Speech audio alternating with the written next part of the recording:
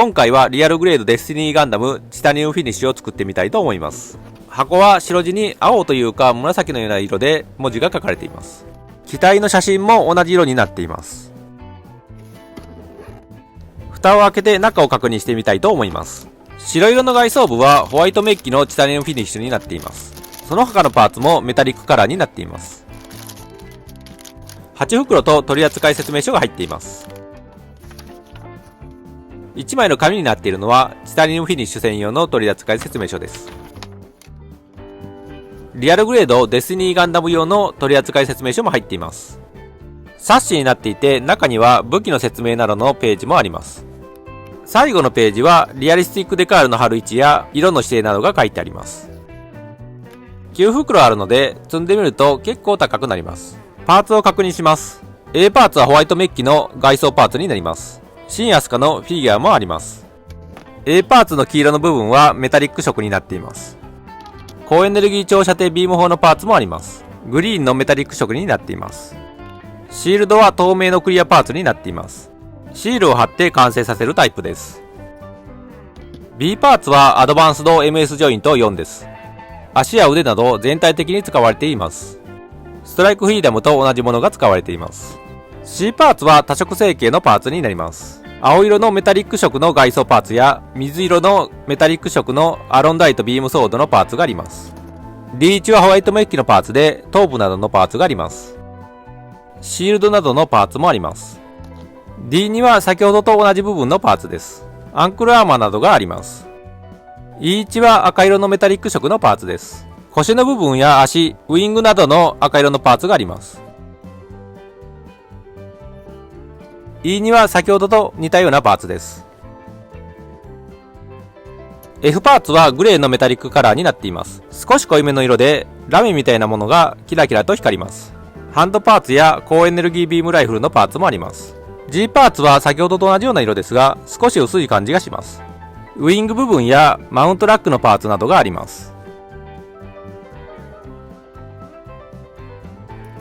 エフェクトパーツは SB12 です。リアリスティックデカールはかなりの枚数があります。シールド部分の青色のシールもあります。すべて並べるとこれだけのパーツ数になります。組み立てた状態まで飛ばします。可動域を見てみます。頭部は上下に少しだけ動き、一周回すことができます。腕は付け根の部分から手前側に引き出すことができ、可動域を広げられます。ショルダーアーマーは上側に展開することができ、回転させることもできます。腕に干渉するので回転させるのは少しだけになります。フラッシュエッジ2ビームブーメランを外すことができます。ブーメラン取り付け部分は上下に動きます。腕を外側に動かすとショルダーアーマー部分も動いてこれぐらいの高さまで上げることができます。もちろん一周回すこともできます。上腕部分も一周回ります。腕は二重関節になっているので当たるまで曲がります。肘のあたりが連動して動いているのがわかります。ハンドパーツはボールジョイントなので自在に動きます。腰の部分は前後左右に少しだけ動きます。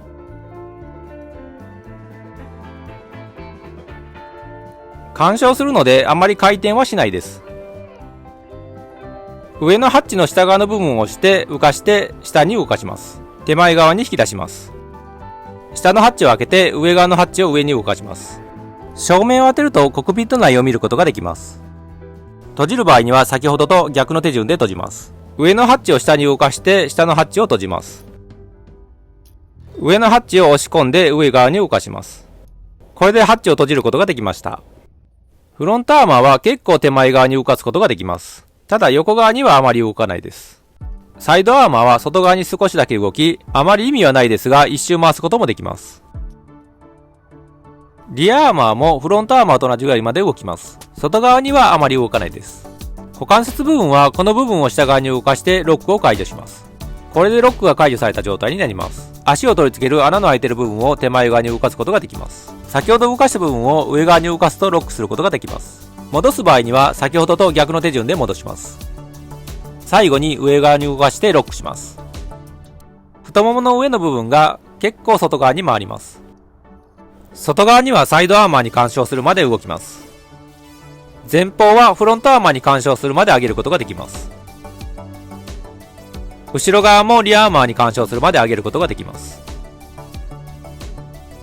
膝の部分は二重関節になっているのでかなり曲がります。曲げるときに膝の外装パーツなどが連動して動きます。膝の部分などを動かすのがちょっと怖いので慎重に動かしています。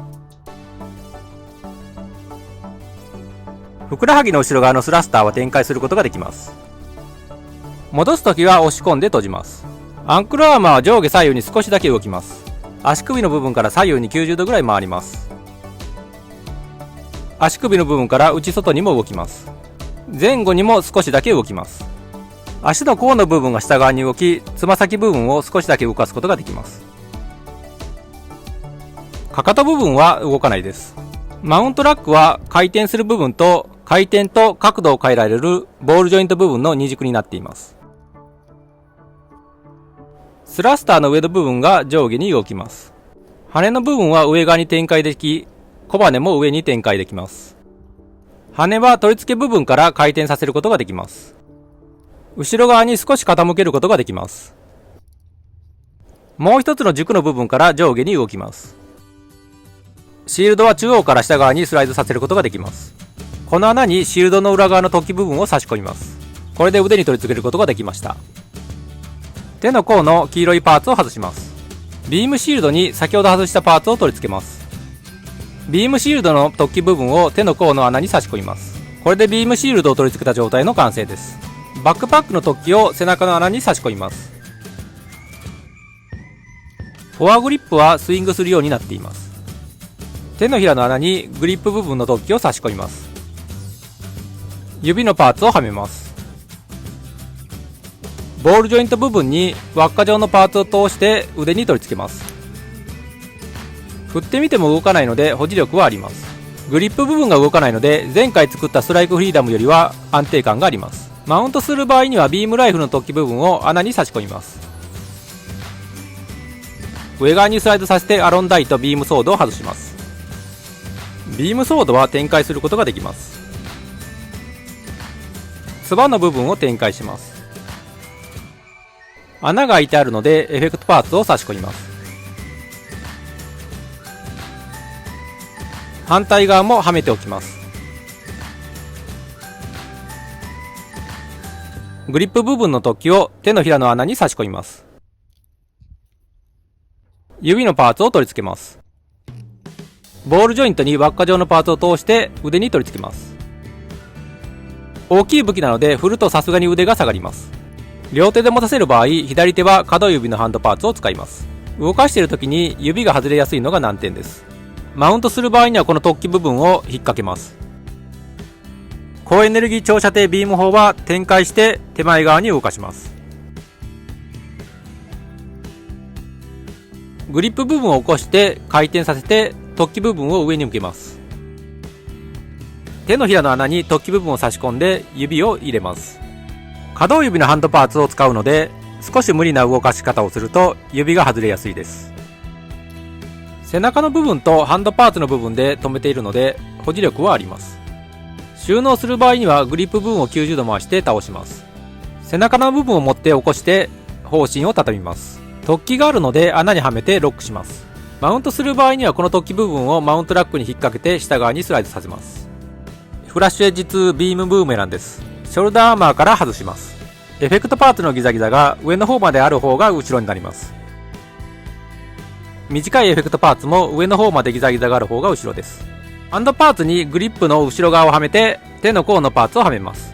ボールジョイントを腕にはめればフラッシュエッジ2ビームブーメランを持たせた状態の完成です。振ってみても動かないので保持力はあります。両手に持たせることもできます。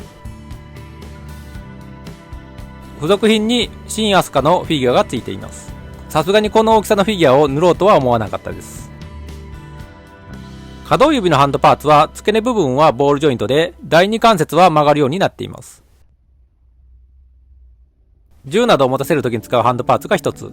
手を握っているハンドパーツが左右1つずつ。可動指のハンドパーツが左右1つずつ。手を開いているハンドパーツが1つずつ。ハンドパーツは7個ついています。このキットの感想です。前回作ったストライクフリーダムに比べて壊れやすそうなところは少ないです。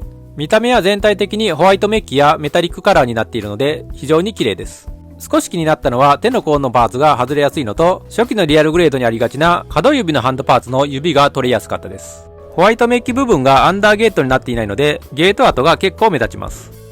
アドバンスド MS ジョイントは今のところ問題はないです。ご視聴ありがとうございました。次回の動画もお楽しみに。